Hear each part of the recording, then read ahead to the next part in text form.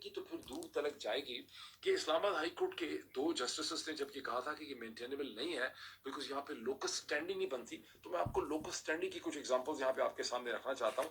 پنجاب کی ایک ایسی شخصیت تو ہے نا جس کے بارے میں لوگ یہ کہتے ہیں کہ ان کا بچہ 9 مہینے کی بجائے 6 مہینے یا 5.5 مہینے کے بعد پیدا ہو گیا تھا۔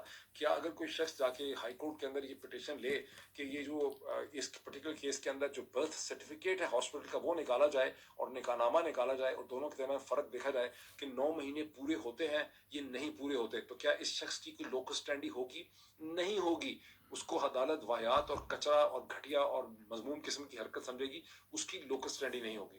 جہاں لیکن جب بات ہو گئی ہے 6 مہینے کے اندر بچہ پیدا ہونے والی، تو پنجاب کی ایک ایسی بہت مشہور شخصیت ایسی بھی گزری ہیں، پنجاب کے بہت مشہور طاقتور چیف منسٹر ہوتے تھے کسی زمانے میں، جو افیئر لڑایا کرتے تھے سرکاری گاڑیوں کے اندر، اور یہ جو سڑک ہے نا اسے کہتے ہیں جو فیروز پور روڈ ہے، اس کے اوپر جو ماڈل ٹاؤن اور گلبرگ کے درمیان میں ہے، اس کے اوپر سرکاری پروٹوکول کے ساتھ گاڑیوں میں پپیاں کیا کرتے ہوئے جایا کرتے تھے۔ اس زمانے میں سیول سرونٹ بتاتے ہیں کہ آگے بھی سرکاری گاڑیاں چلتی تھی، پیچھے بھی سرکاری گاڑیاں چلتی تھیں پولیس کی، اور یہ بے شرم شخص وہاں پر اس گاڑی کے اندر بھی اپنا افیئر لڑاتا تھا اور لوگوں کے گھر توڑا کرتا تھا، اور پاکستان کا ایک بہت ہی مشہور ریسپیکٹڈ کیرزمیٹک ایسا کپل کبھی پاکستان کی تاریخ میں نہیں گزرا تھا جس کا اس نے گھر جو ہے وہ برباد کر دیا اپنی سیاسی طاقت کا استعمال کر کے۔ خاوند کو کانٹریکٹ دیتا تھا، بیوی کے ساتھ افیئر لڑاتا تھا، پھر بعد میں اسی جوڑی جو توڑی، اس جوڑی کے ایک ٹوٹے ہوئے حصے نے 2017 میں اس شخص سے اپنا بدلہ بھی لیا۔ اب جو سمجھ سکے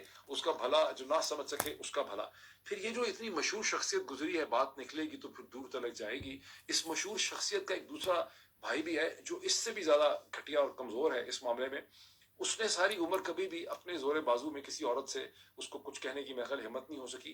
کچھ لوگ ایسے ہوتے ہیں آدمی ایسے ہوتے ہیں جن کی شخصیت میں، جیسے عمران خان ہے، جن کی شخصیت میں اتنی مقناطیسی طاقت ہوتی ہے کہ وہ عورتوں کو امپریس کرتے ہیں ساری عمر۔ لیکن کچھ ایسے بیچارے ناکام آدمی ہوتے ہیں کہ ان کو سرکاری لاؤ لشکر بھی چاہیے ہوتا ہے، ان کو گاڑیاں بھی سرکاری چاہیے ہوتی ہیں، سرکاری خرچہ بھی چاہیے ہوتا ہے، تحفے بھی چاہیے ہوتے ہیں، بڑے بڑے گھر بھی چاہیے ہوتے ہیں، پتہ نہیں بہت مہنگے ٹرپ بھی چاہیے ہوتے ہیں، پھر جا کے کوئی عورت جو ہے اس کو وہ امپریس کر سکتے ہیں۔ تو یہ جس دوسرے شخص کی میں بات کرنے والا ہوں، بات نکلے گی تو پھر دور تلک جائے گی، یہ وہ ایک کمزور ترین آدمی ہے جس نے ساری عمر اپنی سب آرڈینیٹ افسروں کے ساتھ اور اپنے سب آرڈینیٹ افسروں کی بیویوں کے ساتھ افیئر لڑائے۔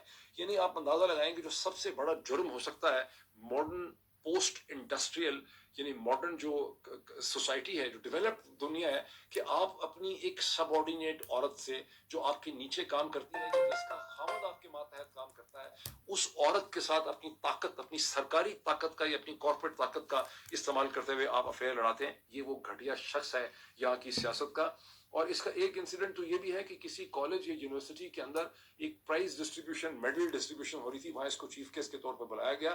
21 سال کی، 22 سال کی ایک لڑکی کو جب یہ میڈل پہنانا تھا، اس نے سر اپنا نیچے کیا، وہیں اس کو اس سے محبت اور عشق ہو گئی، اور اس نے وہاں پر بھی، اس کے پیرنٹس غریب تھے، ان کو نکاح نامہ دے کے اس سے جو ہے وہ یہ اچھا نکاح نامہ دخ کے عقد کر دیا۔ اچھا اب یہ جو نکاح نامے کہتے ہیں، جو پولیس آفیسروں سے مجھے پتا چلا کہ اس شخصیت نے پتہ نہیں کتنے اس قسم کے عقد اور نکاح نامے کیے، تو بات کیوں نہیں کھلتی؟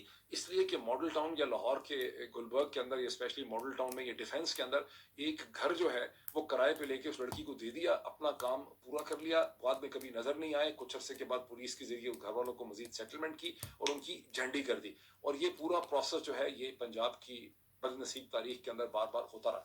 اس امپورٹنٹ جو یہ بڑی اہم شخصیت ہے پاکستان کی، اس کے صاحبزادے نے بھی یہی کام سیکھا، انہوں نے بھی اسی قسم کے کئی نکاح کیے اور وہ عقد کر کے انہوں نے رکھ لیے۔ تو بات نکلے گی تو پھر دور تلک جائے گی۔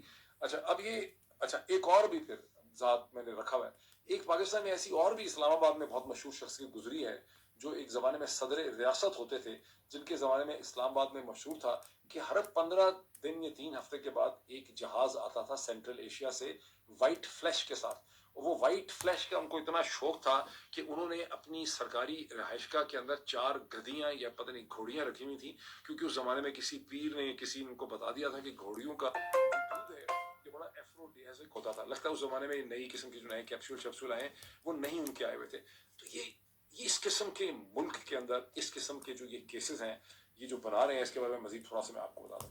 बात निकलेगी तो फिर दूर तलक जाएगी। तो जगजीत चतरा का भी आपको जिक्र थोड़ा सा मैं आपको, अच्छा हाँ, अब ये भी आपके जहन में सवाल पैदा होता होगा कि जो कुछ मैं ये बकवास आपके सामने कर रहा हूँ तो ये बातें खुलती क्यों नहीं है, स्टैंडर्ड क्यों नहीं सामने आए, कोई औरत खड़ी क्यों नहीं हो गई? इसलिए कि पाकिस्तान में, अरब दुनिया में आपने कभी देखी कि कोई औरत खड़ी हुई है?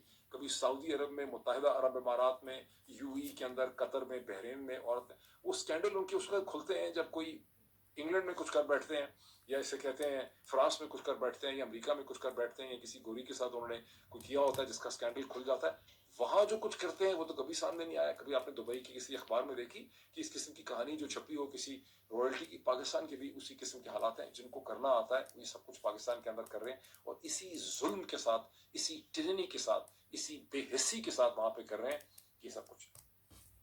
ये मोहित पीरजादा साहब थे, तो हमने इसमें तड़का लगाना था, तो आप हमारे तड़के के मुंतजर हो। तो पहली बात मरियम की कर रहा था।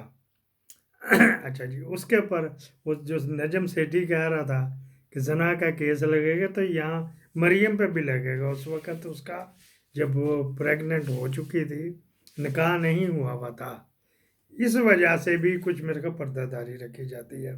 दूसरा ये जो है ना फैमिली, ये फ़ौरन पेड़ हो जाती है, ये पीछा ऊंचे कर देती, ये लो जो करना कर लो। उसके बाद उन्होंने नवाज शरीफ का जिक्र किया, वो तारा सैयद वगैरह का जो था, और वहाँ से पेट्रोल पंप जिस तरह उठाया था, वो गुलाम जिलानी खान का शेल का पंप था, जो एग्जैक्ट वादत रोड से जो यूनिवर्सिटी की तरफ सड़क जाती ना शेख ज़ायद की, उस चौक के ऊपर एक शेल का पंप था राइट हैंड पे। मुस्लिम टाउन से जाएं तो राइट हैंड पे था। तो उसका इन्होंने एक नहीं, दो नहीं, 10 गुना ज़्यादा जो है ना उसके कीमत दे के तो वहाँ से उसको उठवाया था, उसको बर्बाद करना था। फिर क्या बात, उसने कहा था मैं 11 गुना लेना है। वो सारी खान फैमिली, जो गुलाम जिलानी खान, वो आ गए थे, उन्होंने कहा जी ये ताड़ी ऐसी तैसी वगैरह वगैरह। फिर वो पेट्रोल पंप तो हटाते, फिर 11 गुना पता नहीं कहाँ कौन से नुकरों खुदरों से दिया होगा। जिस तरह ये 19 बसों का जो उन्होंने 57 लाख डाल दिया, तो ये लॉबिंग फर्म को गया।